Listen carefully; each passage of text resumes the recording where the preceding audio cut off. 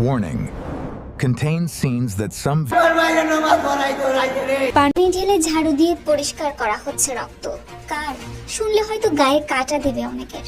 ফজরের সময় মসজিদে নামাজরত অবস্থায় ৮০ বছর বয়সী হাফিজুল্লাহকে হত্যা করা হয়েছে নৃশংসভাবে।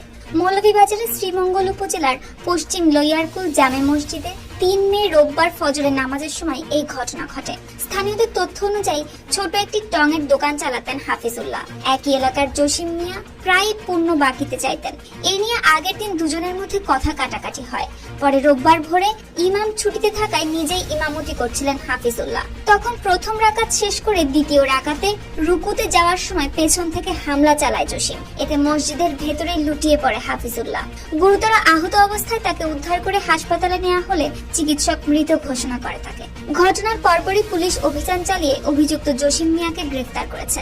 এই ঘটনায় আইনগত ব্যবস্থা নেওয়া হচ্ছে বলে জানিয়েছে পুলিশ।